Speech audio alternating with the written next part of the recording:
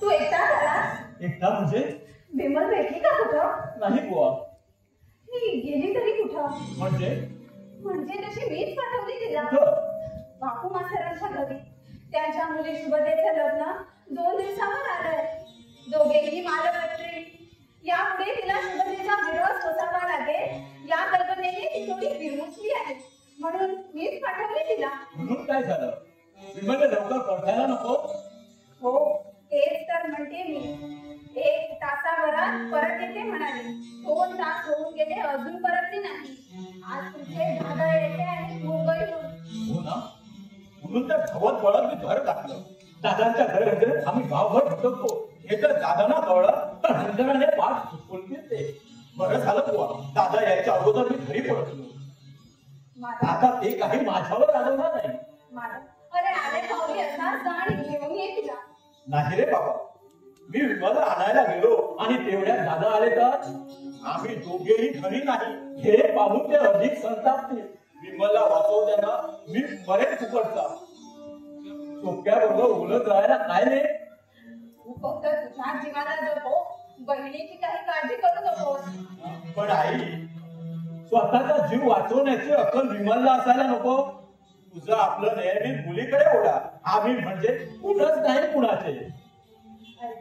असा वेळेसारखा काय बघतो?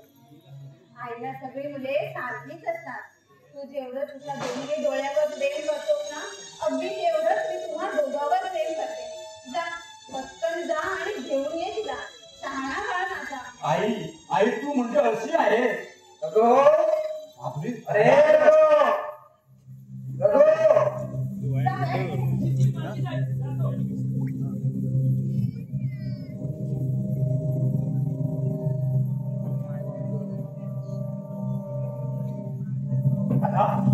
तुम्ही आला?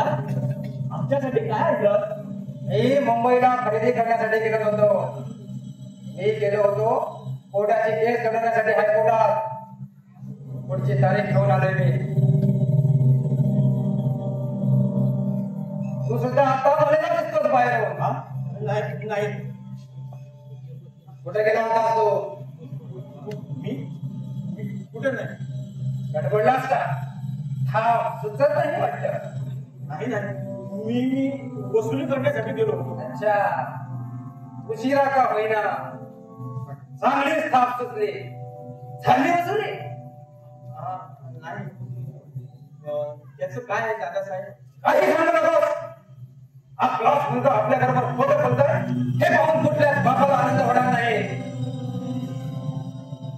विमल कुठे दिसत नाही? कुठे गेली विमल? बोलवा तिला. ती घरात नाही. घरात नाही? कुठे गेली? कुणाबरोबर गेली?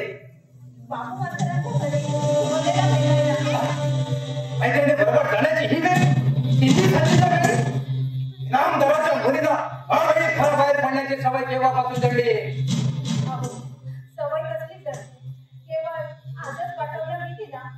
मोकळ्या हवेत निघायला नाही मिळालं तर गाय देखील दावं तोडायला बघते. आणि आम्ही माणसाने जर उंबरट्या वाऱ्यात पाऊल टाकलं तर त्यात नवल झालं काय? वाटलं तिला थोडस मोकळ्या हवेत विंडून यावं. हा तिचा गुन्हा झाला का? माझ्या दृष्टीने पाहिलं तर गुन्हाच वाटेल. हाच काय प्रत्येक वेळी आपल्या मुलांच्या डोक्यावर पावडून घालण्याचा तुम्ही सुद्धा गुन्हाच करत आहात. अहो, कधी कधी करता हे कळतं तिला. आता ती लहान आहे का? ही लहान नाही म्हणून तिच्यावर सतत नजर ठेवली पाहिजे. ती म्हणाली तिला माझ्या समोर हजर करा.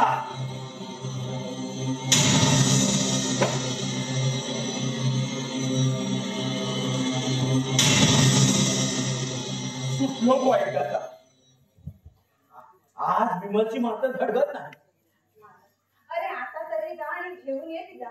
नाही आई, मला ज्ञानेश्वरी वाचायची आहे. दादाने विचारले ज्ञानेश्वरी वाचलीस का? तर मी त्यांना काय उत्तर देऊ? तू आणि विमल तुमचं तुम्ही बघून घ्या, मी निघालो. अरे ऐकून तर घे माधव.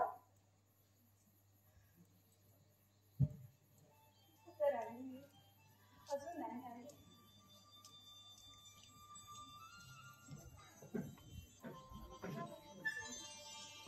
आम्ही अरे सदा तू आला?